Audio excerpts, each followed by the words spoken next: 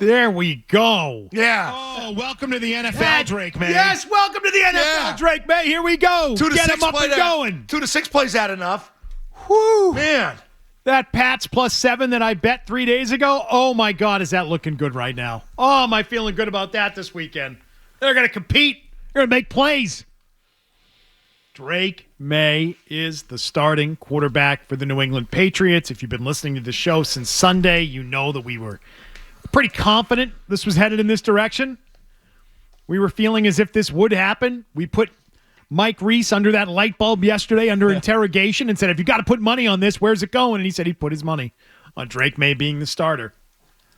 And here it is, as it was reported yesterday by Adam Schefter and by Ian Rappaport nearly simultaneously. That report came out yesterday afternoon. I think it hit about 3:38 p.m. It's when I was driving on Route 1. Almost drove off the road when I heard the breaking news on, obviously, listening to Felger and Maz. I'm obviously thrilled with what's happening, as are you. Tim, you good with this? Yes. I think you're loving this. Yeah. I think we're the only people around here. There's a very pro-Drake Maye program here. Yeah. We are all about the guy. So we're thrilled. I'm a week one guy. I'm so happy. Been on record. I'm a week one guy. You know me. My only disappointment is that I won't be able to be in the booth with you on Sundays. Belly bumping when Drake Maye completes passes. I'm sad about that. Oh, that's your problem, bud. I'm sad about I'll be there. I know where I'll be. I know where you'll be. I might get there early. I might get there at 8 o'clock. I hope Louth will fill in admirably for me in that role. He may not sleep. He might have to bring an extra pair of pants, change into if he throws a touchdown. Get that kid a napkin. And I'm going to be closest of all. Oh, my God. You might be able to touch him. Louth is right there. Jim, will you fill in for me? Will you fill in belly bumping with Zoe?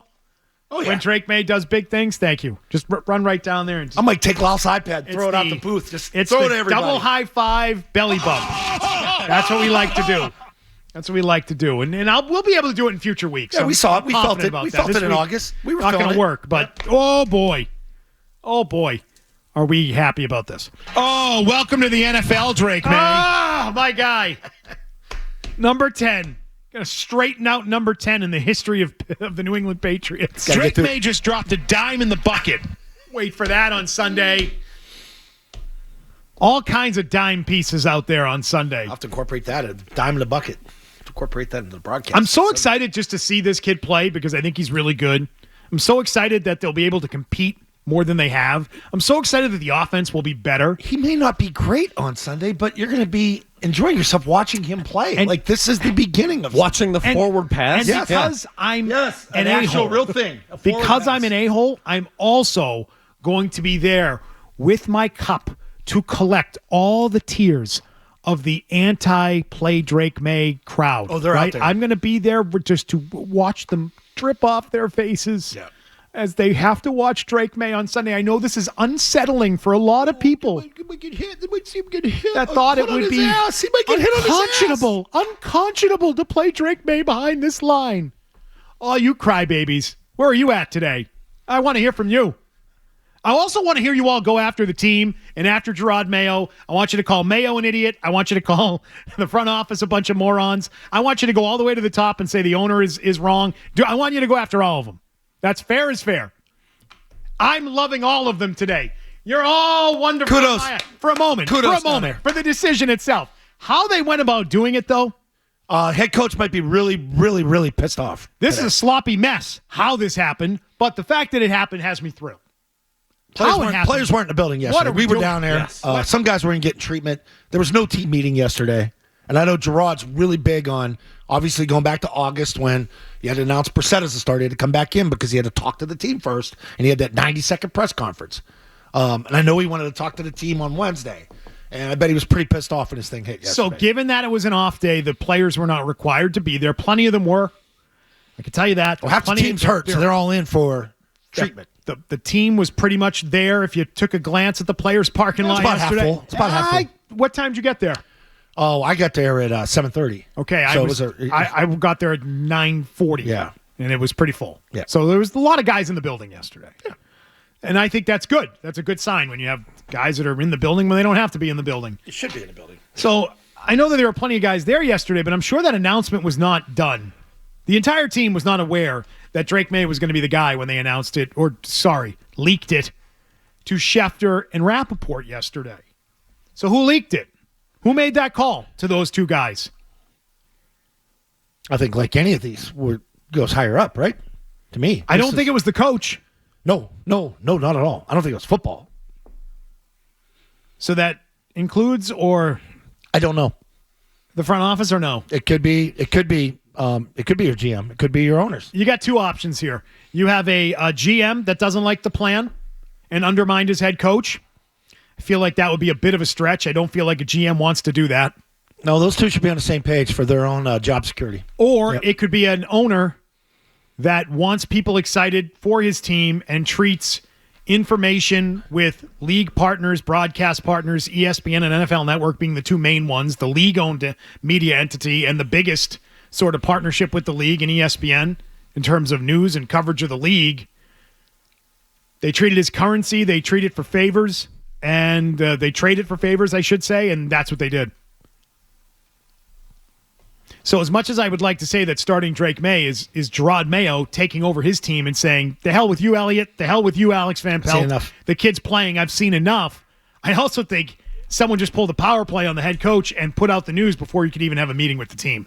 And that speaks to a dysfunctional team when you are 1-4 and you can't even get the information relayed to the players properly before If Rappaport and Schefter have it. If that's the fact, if that is fact, yeah, that would lead to the discussion of dysfunction. I don't know if that is correct, but I would think that he would want to talk to the team first based on how I know that guy. And Schefter knew on Monday. Go back and look at the Instagram post. His tweet. He had sources inside the team telling him this on Monday. Yeah. I mean, Gerard's video conference that he did Monday was completely different tone from the previous 4 weeks.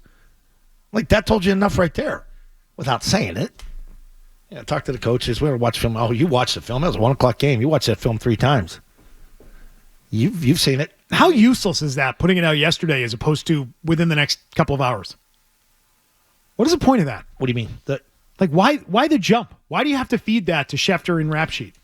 For what point? What purpose does that serve? Even if it wasn't ownership or the GM, say it was it serves zero purpose. It doesn't serve purpose right now, but what it does serve purpose is these backdoor sort of agreements they have with the big-time reporters that we're going to take care of you on certain things that we release. You take care of us. Yeah, I'll scratch your back, you scratch mine. Be a little easy on my GM this week, okay? Or the next 4 months. That Brissett starting quarterback news came out 20 minutes before the press conference with Mayo winning that 90-second thing. Yeah. Yep. And that's what pissed off all the local people. Like, you make us drive down here in 2 hours of traffic. You're seeing it now. The local people are never going to get good stories. Never. They're just not. One thing the local people have been able to pull out of there has been, like Belichick talked to McBride last year one-on-one. Like, you might be able to get something like that, but on a big major story, they're never going to give it to the local guys anymore because it doesn't do them enough in return. They don't get enough back in return by giving them stories. Nope. So the they big give stuff, it to the big stuff gets it to Ian and Adam. Yeah. That's it. Two guys can get a story. And then everybody else can pick up the crumbs after the fact. Mm-hmm. That's how they do it. But what purpose does it serve? I mean, if anything, it could add to frustration or people being pissed off how it was handled inside the building. Doesn't serve a purpose. What if you didn't tell the quarterbacks at that point? What if there hadn't been the full meeting? I don't know. I'm just saying. Now, I truly don't. The quarterbacks had to know. Me personally, no way it gets out without those. I don't truly believe that because it's a massive install Monday to Tuesday for your game plan for that week. So you need to be with that quarterback in that meeting, going over all the plays. What do you like? What do you don't like? So if they were going to go with Drake, they had to tell him Monday and had to start meeting with him on Monday. That's the way I look at it. I don't know. I'm just assuming that. That's the way it worked with us. It's how you do it on an NFL week, Monday, Tuesday, or big days for the quarterback. How much did Brady talk about that? Meeting with Bill.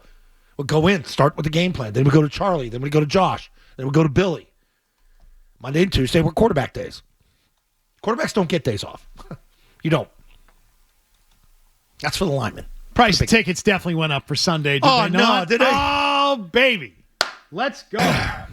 Sunday's a big day in Foxborough. The future is now. Big day. Big day on Sunday. I'm very excited about it. But what the hell? You give it to Schefter and Rappaport a day early. What are you doing? What is going on down there? And now, How about that? outside of how it came out, I'd like to know who's pissed off about it, who's happy about it inside the building. How's your day going, Alex Van Pelt? How's your week going? Oh. As if the spotlight wasn't on you enough after your abysmal performance on Sunday. Now they just threw you the keys to the Ferrari. Can you drive it? Do you know what you're doing? Can you drive a stick? AVP? Are you going to run the same play? How good are you at this thing? Yeah. I hope they're not going to run the same play. Oh, you hope not. You really do hope not. Big week for him. He's probably not thrilled about it. I don't think he's been beating the drum to get this kid in there. And now his guy, Jacoby Brissett, gets benched. Brissett's probably mad. He should be mad. He's probably pissed. Yeah. But it looks like Ramondre Stevenson may not be. Why do you say that? Well, he put up a post on Instagram that, if I'm being honest, I would not have fully understood. So you mean like one of these meme type posts where it's like you post something that means something? So I rely on you kids. Yeah, I'm not great with this. I'm sure Milliken would understand it. Do you have it there? Have you seen it? You look at it while I read you what it's about. It's apparently a gaming meme. Oh, a lot of gamers use this meme. It's a sketch of an individual who's sitting in a blue chair, and in the first part, he's just sitting back in the chair, and then he's leaning forward in the chair with a blue arrow indicating that he had moved forward to kind of get locked in and engaged. So, reading from frequent emailer Tyler Campbell. He writes, in case you don't get the below meme, it is saying, I was laid back, not caring too much, but now I'm locked in and ready to go. It's a gaming meme. But it seems that Lazar was right. The best player on offense is seemingly saying he is now ready to go after Maye has been named the starter. AKA, there was a teetering mutiny in the locker room. Now, maybe the mutiny wasn't against Mayo, as everyone seems to love him, but against AVP. This is an offensive player excited. Maybe he hates the AVP Pop Warner offense that is slow and outdated.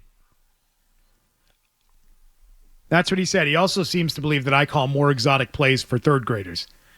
I mean, we do have some good stuff in that playbook, but I don't know. I don't want to brag. I mean, coming off a couple of losses last week, so, got to get back, a big bounce back weekend. He says, all aboard the Mayflower. Send Zoe to the booth dressed like a pilgrim. Let's roll. I love pilgrims. Milliken, is that an accurate description of that meme? You will be familiar with it, I'm sure. Oh, I can't hear him. It was perfect. That's exactly how I would describe it. It would be like back in the day, Tom Brady when the fourth quarter starts. That kind of idea. It's time to get serious. It's time to get locked in. Not when you lead the lead for running backs and fumbles. Don't get locked in there, by the way. It's just once Drake Maye comes in. Maybe it was because he wasn't locked in, and now he is locked in. No, that's good. That's good. Maybe so. Yep. Do we think players are excited about this on that side of the ball? Yes. I think they are. Yes. Young receivers are excited who have been, hey, give me the ball, I'm open. I fully believe the Lazar element of there are guys there questioning, why is it that we have to protect this player when you don't protect me or anybody else? I've told you that from day one. And there are plenty of players that play far more physical positions than the position that is the least physical on the field. There's no position on a football field that is less physical than playing quarterback in the NFL in 2024. So when a guy who goes out and takes the lumps and gets bumped and bruised every weekend and is very sore come Monday as a result, has to hear about a kid who's being protected when they know he gives them a better chance to win, I'd be questioning that too. Because no team has ever done it. Where they're a bad team, they don't have a good quarterback, and they leave the good young quarterback on the bench. Nobody does that. And I think the Patriots, honestly, are only a week late. Better to be a week late than 10 weeks late. Yeah. And so here we go. Here we go. And also, I'm going to ask Phil Perry when he joins us on Friday. All right. I'm going to ask him when or who changed the plan. Because he was telling us, nope, they've got a plan. It's not this week. It's not next week. It's not soon, but they've got a plan. Well, that obviously went out the window. It did. That plan got trashed.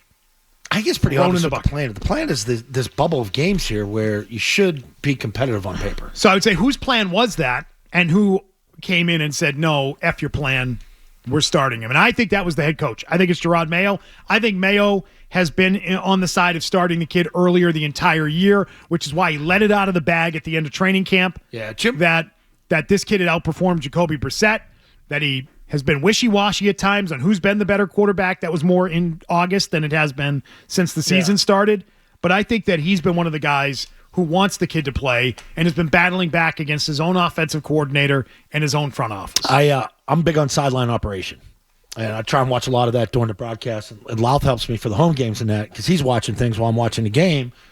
And I told you this, that it was the first time in 5 games that Drake Maye touched the football on the sideline. Where later in that game, he started twirling the ball, like grabbing it, getting his grip ready. He went down and talked to David Andrews down the far end of the bench for a long time. And David Andrews, former team captain, right? Starting center. He's out for the year. He's probably giving him some advice, like, hey, you could feel it coming here. Okay, so you got to understand these 5 things or whatever. I'm just trying to think it over here. But I remember the play Brissett had when there was a swing pass to Ramondre in the right flat where I think they showed man pre-snap. And as the play developed, they checked the zone. And next thing you know, there's 3 guys out in the flat waiting for the flat. Brissett saw it and still threw the ball there. And that's when Mayo sort of covered his mouth and went over to Van Pelt and was talking to him. Those are the things where they look at Jacoby like, he can't make those decisions. You being a veteran is going to recognize that zone. That's not man.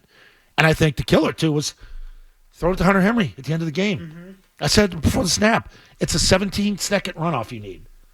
And you only had 12. It was impossible to get tackled in bounds and get another playoff.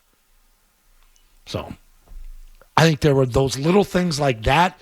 And it's not about just turning it over one time. It's, stall. We get down inside, 4 straight throws. We can't hit it. I thought his throw to Polk was fine. Absolutely perfect throw. There's people that said, it was a bad throw. No, he had Calais Campbell underneath, hand up. He had another guy underneath, and he put that ball in a perfect spot. They practice that. Every day we're down there at camp. Underneath the goalpost, up high, go get it. Where you get it, nobody else gets it. That's a money play. Polk should have got down. If he gets down there, Jacoby's probably starting this week. You want to know who's a total fraud? What? Can't wait to talk to him tomorrow, Who? right here in studio. Breer. You see his tweet? No. Let me read you this I don't tweet. have my phone. And I'll give you the commentary This is from great. frequent emailer Neil Collins, who we love, the research team. What Always Breer- hard at work. What fraud Breer say? Breer tweeted out the reality of the Drake Maye situation. He became the team's best option at quarterback. Momentum's been pushing in this direction for a few weeks. His footwork and knowledge of the defenses has grown consistently, and his work versus the blitz has jumped recently. Where's that come from? This didn't happen overnight. Who is this guy? That's not the guy who was here less than a week ago. Oh, I felt like he was never going to play this year. Telling me how stupid I was for wanting Drake Maye to play. Man, what dummy I was. Dummy. You idiots. We keep receipts. Right? Yeah. And I'm gonna let Neil have the commentary here, not me. I mean, he can say it. Yeah. And he writes, "It's fascinating to watch in real time as media members who for weeks condescendingly explained to many of us Flippity flop. why Drake Maye would not be the starting quarterback anytime soon. And they suddenly say that he was the best option at quarterback and the momentum to start him had been growing for weeks. It's like you have no choice. Also, his footwork and ability to read defenses has magically improved. Amazing. Isn't that amazing how that happened? But it didn't happen overnight, but it felt like Breer, it may have. Stop talking to these guys. They're useless. They run a bad football team. Yeah. You don't need them. You don't need these guys. No. I know they're your buddies. Elliott, Macro, AVP, Gerard Mayo. Useless talking to them. When you've now got to back it up, you've got to put it in reverse. Beep, beep, beep. He's backing up and reversing course. Yeah. Now that they're starting him. It doesn't Where's help. Bird on this? Yeah. Where's Bird saying, wow, Elliott Wolf and Gerard Mayo and Alex Van Pelt, wow, they're making a major mistake? Because that was what you were saying 6 days ago. It would be a major mistake to be playing the quarterback. Now 6 days later, it's been building toward this, and the footwork's good, and he can read a defense, and he's great against the blitz. Wow, that happened in 5-6 days' time? Yeah. See, the problem is the other rookie quarterbacks hate all you have winning frauds. records and are coming off pretty good weeks. So you're 5 weeks in, 6 weeks in, and the other rookies are performing pretty well on teams that are worse than yours. I warned you all about With winning I records. warned you all about Breer this year. What'd I tell you? You called it. He's friends with the guys who run this team. It's simple as that. Breer's on the take. On the tape. Like, you got to be kidding me with that. Do we have to roll tape on Breer for tomorrow? I think we should find maybe a few clips of Breer telling us how stupid we were for wanting Drake Maye last Thursday. Right. Now, next Wednesday? Oh, God. Well, things change, Beetle. This has been building for weeks. Got a hell of a blitz period. Stacking days How down come there. they didn't tell you this like a week ago or 2 weeks ago or 3 weeks ago and you could have put that out there? You know how good his footwork was these last 3 days? Not going to play Drake Maye. How silly. What a silly idea it is to play Drake Maye. Oh, how silly. That's a good day. Really is. That's great. But I do appreciate that the anti-Drake Maye crowd, some of them holding their ground. Ryan in Rochester writes in, congratulations to you and everyone else who has clamored for Drake to be put in. Yeah. You forced ownership to cave. You know what? Oh, yeah. If you want to blame me for this and give me credit, really, I'm all for it. You're welcome. Really, or it just could have been Ryan? Sitting there at a home game as welcome. they sit and watch from their perch up there and watch people leaving the stadium. You're right. You know what? He is In a right. tie game. Beetle got Drake Maye in the game. Thank you. You can thank me after Sunday's game. Yeah, you. Yes, Yeah. me. He wants to put it on me. We have so much power. He's putting it on me. This is one I want to take credit for or blame. And he says, can't wait for when the kid tears an ACL or Achilles Oh yeah, that's what you wish for. behind this sieve of an offensive line. Yeah. Or at least he wants him to get clobbered to a point where he develops bad habits. Calling it now, it'll be another kid the Patriots will have ruined come this time next year. It won't look better when he's pressured, not even a full second after the snap, because Vidarian Lowe is his left tackle. Not always. No. Been a lot of other guys at left tackle. And feels he has to make hero plays because Jalen Polk blows. Trust me, it'll look worse. Hope y'all are happy with yourselves for forcing the matter. Now you'll be complaining about another 5 years of ineptitude. Ryan in Rochester. Ryan, thank you. I appreciate that you're standing your ground. I don't love that you're wishing an ACL tear on the kid. That feels a little strong. But after Sunday, we'll regroup, and we'll regroup after next Sunday, and we'll keep talking about it. We're not going anywhere. And if he gets ruined, yeah, sure. I was wrong. Sure. You could come back and throw it in our face. But in the meantime, I would like to take the credit for Drake Maye starting. You're welcome, New England. Welcome. Who's a backup Sunday? That's a great question. You have some questions about that? I just thought of that right now. Well, since he's obviously the starter, I got to think it's Brissett. Here's something good for the Patriots. Not that you ever want to see this for any player, but the Texans are putting Nico Collins on injured reserve due to that hamstring injury he suffered. He was just playing last weekend. He caught a big touchdown pass in their game, didn't he? Yeah. Out for at least 4 games per the IR rules. So you will not see him this weekend. See Stephon Diggs, though. Pats +7. I was going to say, who's taking the Pats on Friday? Yeah. I already did. I already put my money where my mouth is on that one.